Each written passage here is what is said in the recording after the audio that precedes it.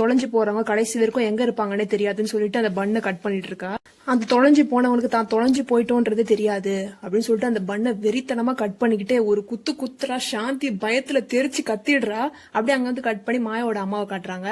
மாயாவோட அம்மா வந்து அவங்க ஹஸ்பண்டை பார்த்து பயந்துட்டே இருக்காங்க. அப்போ அங்க இருக்கிற ஆன்டிஸ்லாம் ஆரி ஓகே அப்படின்னு சொல்லிட்டு கேக்குறாங்க. நான் ஓகே தான் சொல்றாங்க. அப்போ போன்ல பார்த்தா இன்னும் 5 நிமிஷத்துல நீ வெளியே வரணும்னு சொல்லிட்டு அவர் மெசேஜ் அமைச்சிருக்காரு. உன்னோட பாடி கார்டை கூட்டு வரக்கூடாது அப்படின்னு சொல்லி.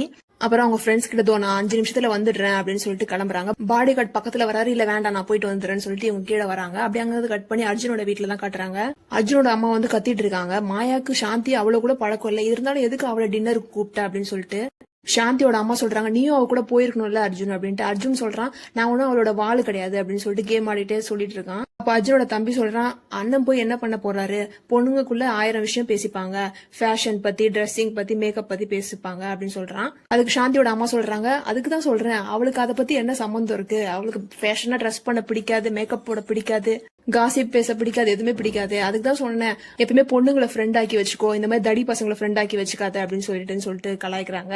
அர்ஜுனோட அம்மா வந்து கத்திட்டே இருக்காங்க எதுக்காக அவளை தனியா அனுப்புனீங்க அப்படின்னு சொல்லிட்டு. அர்ஜுன் சொல்றான் அவ என்ன சின்ன குழந்தையா, அவ பாத்துக்க மாட்டாளா, அவ எல்லாம் அவளை பாத்துப்பா அப்படின்னு சொல்றான். அப்படியே அங்க வந்து கட் பண்ணி மாயாவை காட்டுறாங்க. சாந்தி மாயா கிட்ட தேங்க்யூ மேம் எனக்கு போதும் வயிறு ஃபுல்லா ஆயிருச்சு அப்படின்னு சொல்லிட்டு கிளம்புறதுக்கு போறா. உடனே மாயா ஒரு பவுல் ஃபுல்லா குலோப் ஜாமுன் எடுத்துட்டு வந்து அவ முன்னாடி நீட்டுறா. சாந்தி என்னால முடியாது போதும் மேடம் அப்படின்னு சொல்லிட்டே இருக்கா. ஆனா மாயா அந்த பவுல வச்சுட்டு அப்படியே நின்னுட்டே இருக்கா.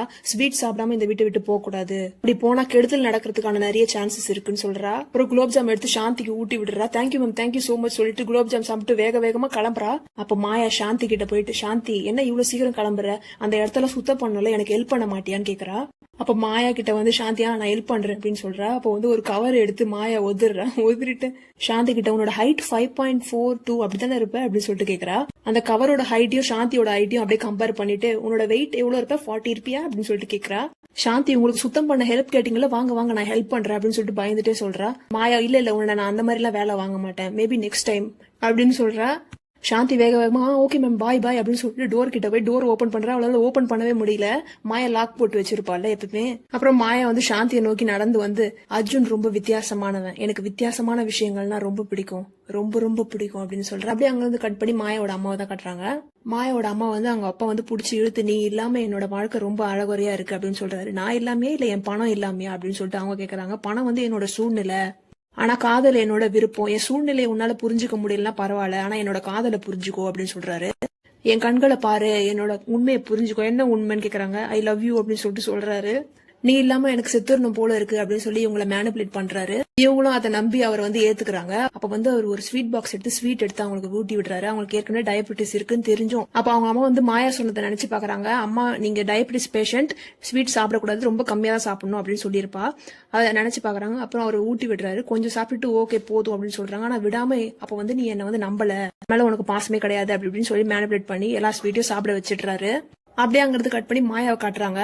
மாயா வந்து சாந்தி கிட்ட சொல்றா எல்லாரும் விருப்பப்பட்டு என் வீட்டுக்கு வரலாம், ஆனா நான் விருப்பப்பட்டா மட்டும்தான் வெளியே போக முடியும், இப்ப நீ திரும்பி போகிறதுக்கு நான் இன்னும் விருப்பப்படல அப்படின்னு சொல்லிட்டு சிரிக்கிறா. சாந்தி ரொம்ப பயந்து போயிருக்கா. அப்புறம் மாயா சொல்ற நான் சும்மா உங்ககிட்ட விளையாட்டுக்கு சொன்னேன் சாந்தி, நான் உங்ககிட்ட விளையாடுறது உனக்கு ஓகே தானே அப்படின்னு கேக்குறா. சாந்தியும் தலையாடுறா. அப்புறம் மாயா இரு நான் வரேன் அப்படின்னு சொல்லிட்டு உங்ககிட்ட ஒன்னு குடுக்கணும்னு நினைக்கிறேன் அப்படின்ட்டு உள்ள போறா. உள்ள போயிட்டு ஒரு கிஃப்ட் பாக்ஸ் எடுத்துட்டு வந்து சாந்தி கிட்ட கொடுக்குறா. இதெல்லாம் எதுக்கு அப்படின்னு சொல்லிட்டு சாந்தி கேக்குறா. இது உனக்கு இல்ல அர்ஜுனுக்காக, காலையிலேயே நான் அவன்கிட்ட கொடுக்கணும்னு நினைச்சேன், ஆனா அவன் உன்னால என் மேல ரொம்ப கோவப்பட்டுட்டான்.